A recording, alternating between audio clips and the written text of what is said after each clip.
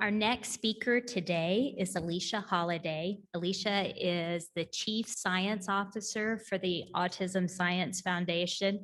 And if you haven't met her before, she's just a really warm and powerful advocate for the autistic community. So it's really a pleasure to introduce her. She's going to talk about the Autism Brain Network.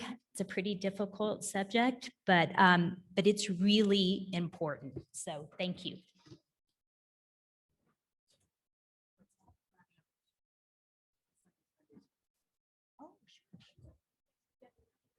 Oh, can you take it? Sorry, later, thanks. Hi, everybody. I do know that I am standing between you and a very important topic, sleep, which is next, and then also lunch. So hopefully we can get this back on track. How do I advance this? Do I hit? Oh. So briefly, we're going to talk about the Autism BrainNet. So the Autism BrainNet is a program that was founded by the Simons Foundation, who also, I know you're aware of it. In 2014, a brain tissue collection program had actually started earlier than that.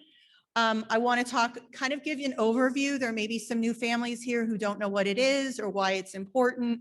And I also want to communicate to you guys why this is an important program and what scientists have learned about Dup15q. I have put some brochures about the program on some of the tables, and also there's brochures out on the back table. And there are some, and Yisa, if you could circulate, there's some clipboards that are going around. If you want to get more information, this is not a sign up for doing anything. It's a sign up for getting more information. So if you want to get more information, and this information includes scientific updates, what's going on in the research around the brain, and why it's important to families, not just with autism, but with rare genetic disorders that have donated to the program. So really what this program does is it provides the infrastructure for scientists to better understand the brain. And really we talk about brain imaging studies, we talk about blood studies, but really Dup15q and a lot of these chromosomal and genetic disorders associated with autism are really due to changes that go on in the brain. And really the only way to study them is through studying the brain. Now, the program has looked at surgical tissue, but really the best way is for families who have experienced the loss of a loved one to make a donation, to call the program. And I'll go through in a minute what the details are, but there's really no obligation to you. Even if you call the program and then change your mind, there's no obligation. But this provides infrastructure. It's almost impossible for researchers to go out and collect enough brain tissue to make any meaningful statements about what's going on in the brain. So this provides kind of the basis for researchers around the world to study the brains of people with autism. Oops. So there's actually not one site, there's several sites, and there are sites around the world. There's one in Sacramento, there's one in Boston, there's one in Dallas. There's also brain tissue stored in New York. There are brain tissue collection nodes in Canada and also England. And all this means for you is that when the death happens and you decide to make the donation, there's a lot of different options in terms of where that tissue goes. Also, the person that you're probably going to interact the most with are Carolyn Hare, who's the clinical director, and Nicole Coman, who's another clinical coordinator. And these are the two people that will be in touch with you and in contact with you and guiding you through the process from the moment that we receive a phone call for years and years after the donation has taken place.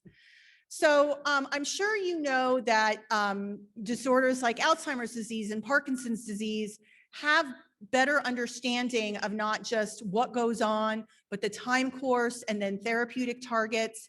And that's because if you go to some of these places, there are literally rooms and rooms full of brain tissue from people that have passed, who have had Alzheimer's disease, Parkinson's disease, even schizophrenia.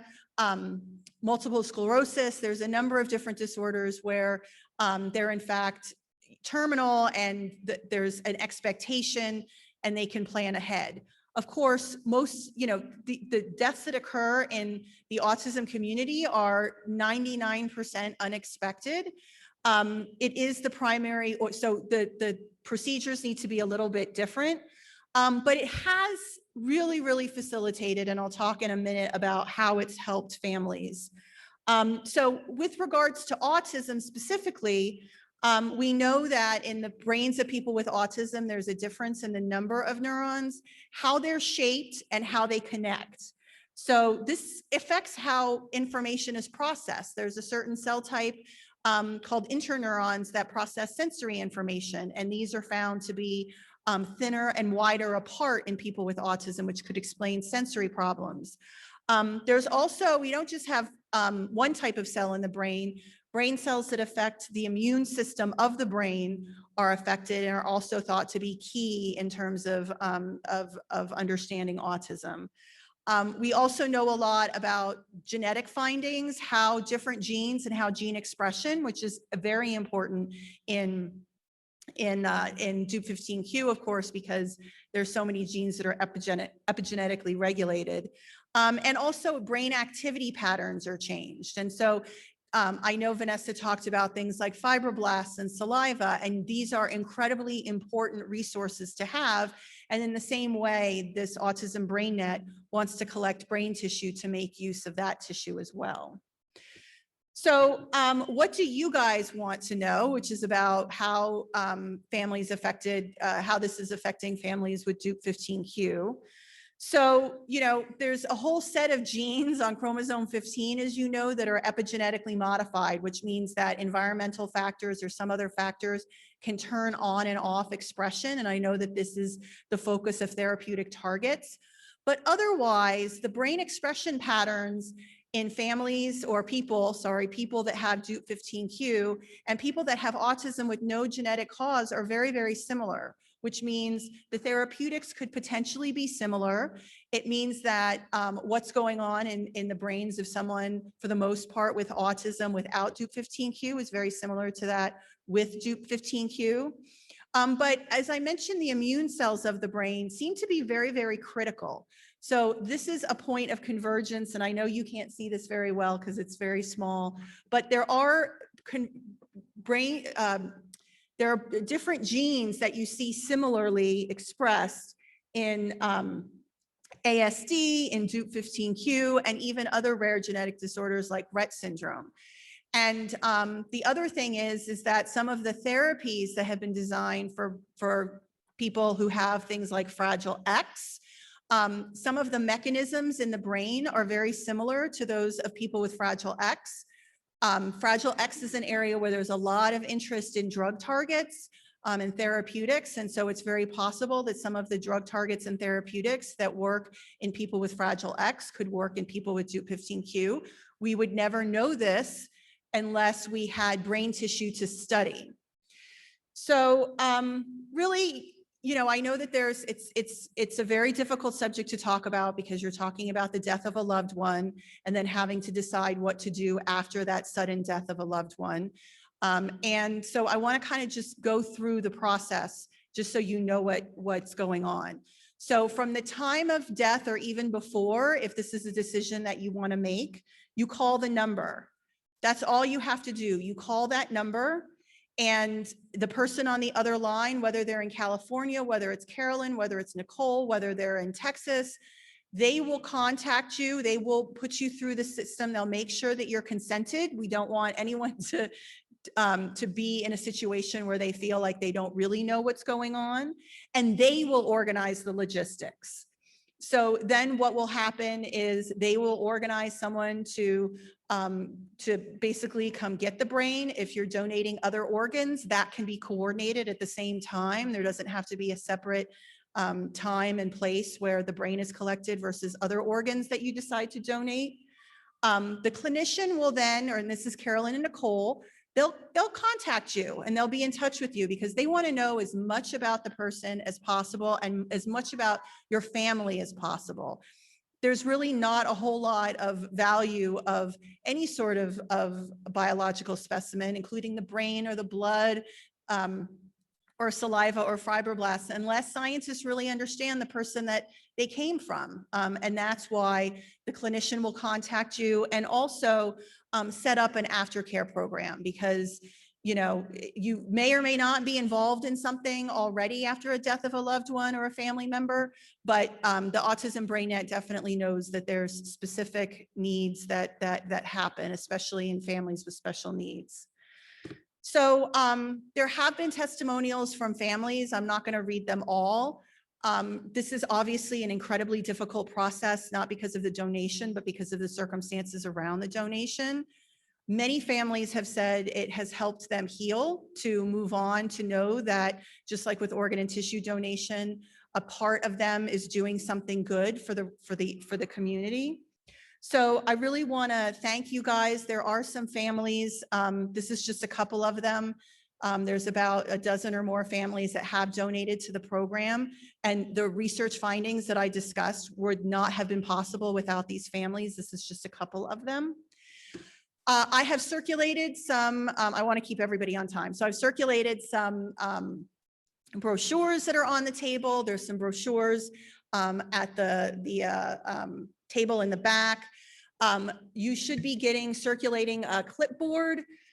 This is just for information. So what happens with Autism BrainNet, and we work in collaboration with Autism BrainNet, is we write a scientific newsletter to update everybody about scientific findings that happen because of this brain tissue donation. And so you will get on the mailing list for that.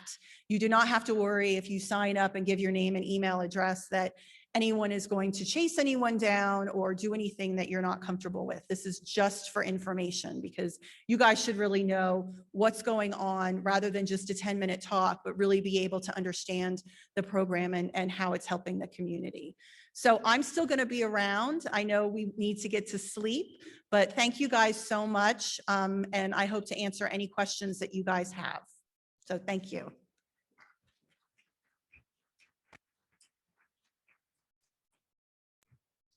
So this is a comment / question that just in case. So since it's such a top topic and not something easily brought up when a family's in crisis, but brain tissue has the potential to answer many questions, such as the level of mosaicism in ring chromosomes within the brain. Other than just calling you, so say somebody in the other communities would like to donate, are they able to connect to the community as well? Like myself or Isa or Bina, if they're interested in this? Yeah, I'm sorry. Absolutely. If you want to call Yisa or Bina or Vanessa, they can connect you guys. Plus, we would also be, the BrainNet would also be in contact with your existing clinician, who your child or you or whoever sees on a regular basis, so you don't have to fill out 1,000 more forms. And you mentioned mosaicism. That is really something that never was really understood before. People kind of were able to collect different cells from different parts of the body. And so that's one of the real questions that is being answered is, what does this mean if you have a mutation in some cells but not other cells? So absolutely, please talk to anyone about this and they'll walk you through it, or you can connect directly with BrainNet. Yep. We all the communities really do facilitate of the donation, that when anything's happening, it's something you can reach out to any other communities, and we work with. I love Carolyn. She's wonderful. I've definitely talked to her more than I want to, but I have had to talk to her, and it's definitely something we make as seamless as possible. The sign up sheet is going around. It's just for more information to keep you on the newsletter. We'll also put the electronic sign up in the app too. So the next